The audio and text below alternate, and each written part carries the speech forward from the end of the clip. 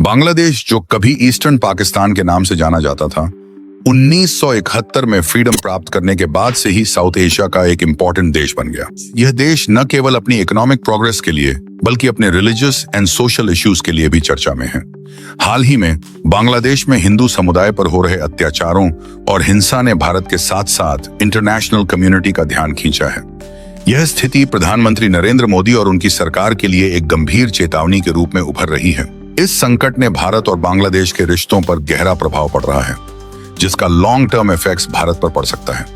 बांग्लादेश में हिंदू समुदाय माइनॉरिटी है और उनका वहां के मुस्लिम मेजॉरिटी समाज के साथ लॉन्ग और जटिल हिस्ट्री रहा है। हाल ही में वहां के हिंदुओं पर हो रहे हमलों में अचानक इंक्रीज देखी गई है।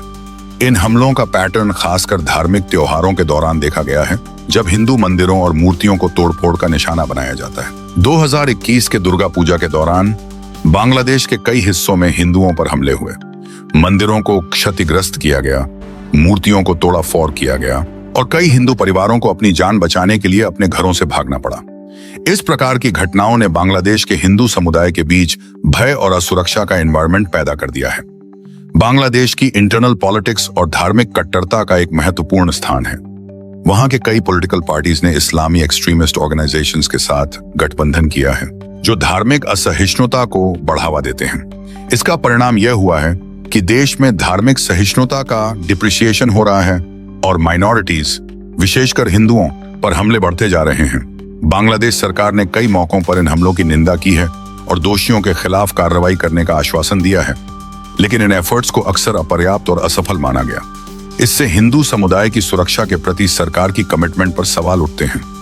बांग्लादेश में हिंदुओं पर हो रहे हमलों का भारत पर गहरा प्रभाव पड़ा रहा है, जो धार्मिक असहिष्णुता को बढ़ावा देते हैं। भारत, जो कि एक धर्मनिरपेक्ष देश है और धार्मिक सहिष्णुता के सिद्धांतों पर आधारित है, अपने पड़ोसी देश में हो रही इन घटनाओं से चिंतित होना स्वाभाविक है। भारतीय जनता और विशेष रूप से हिंदू संगठनों ने इन हमलों पर नाराजगी व्यक्त की है और भारत सरकार पर दबाव डाला है कि वह बांग्लादेश सरकार से इस मुद्दे पर सख्त कार्रवाई करने की मांग करे। बांग्लादेश से भारत की ओर पलायन भी एक बड़ा मुद्दा बन रहा है।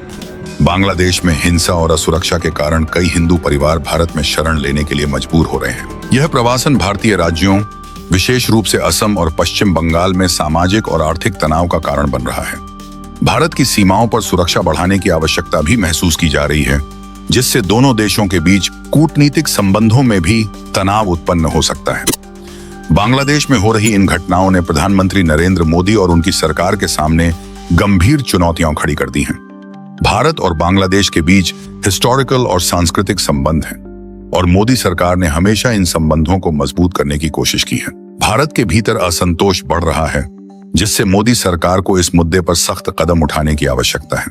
प्रधानमंत्री मोदी के लिए यह एक महत्वपूर्ण चेतावनी है कि उन्हें बांग्लादेश के साथ अपने संबंधों को नए सिरे से देखना होगा और वहां के हिंदू समुदाय की सुरक्षा सुनिश्चित करने के लिए ठोस कदम उठाने होंगे। भारत को बांग्लादेश सरकार पर दबाव डालने की आवश्यकता है, हिंदू समुदाय की सुरक्षा सुनिश्चित करे और दोषियों के खिलाफ कड़ी कार्रवाई करे। बांग्लादेश में हो रही इन घटनाओं का असर भारत और बांग्लादेश के द्विपक्षीय रिलेशंस पर भी पड़ रहा है। भारत ने हमेशा बांग्लादेश के साथ अच्छे संबंध बनाए रखने की कोशिश की है, लेकिन इस संकट ने इन संबंधों में तनाव पैदा कर दिया है। भारत को इस मुद्दे पर न केवल अपने इंटरनल प्रेशर का सामना करना पड़ रहा है, बल्कि इंटरनेशनल कम्युनिटी के सामने भी अपनी स्थिति को स्पष्ट करना पड़ रहा है। भारत और बांग्लादेश के बीच व्यापार, जल प्रबंधन, सीमा सुरक्षा और आतंकवाद जैसे मुद्दों पर घनिष्ठ सहयोग रहा है। लेकिन अगर बांग्लादेश में हिंदू समुदाय पर हमले जारी रहते हैं, तो यह सहयोग भी प्रभावित हो सकता है। भारत को अपनी नीति में संतुलन बनाए रखना होगा ताकि वह अपने राष्ट्रीय हितों की रक्षा कर सके और साथ ही बांग्लादेश के साथ अपने संबंधों को भी बनाए रख सके। इस संकट से निपटने के लिए भारत को एक मल्टी डिमेंशनल स्ट्रैटेजी अपनाने की आवश्यकता है। भारत को बांग्लादेश सरकार के साथ कूटनीतिक स्तर पर सख्त बातचीत करनी चाहिए और वहां के हिंदू समुदाय की सुरक्षा सुनिश्चित करने के लिए ठोस कदम उठाने पर जोर देना चाहिए। भारत को अपनी सीमा सुरक्षा को और मजबूत करना होगा ताकि अवैध प्रवासन को रोका जा सके और देश की आंतरिक सुरक्षा बनी रहे।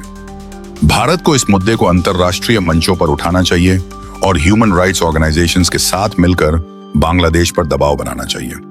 भारत में मीडिया और सोशल ऑर्गेनाइजेशंस को इस मुद्दे पर जागरूकता फैलानी चाहिए ताकि जनता में इस मुद्दे के प्रति समझ बढ़े और सरकार पर दबाव बने।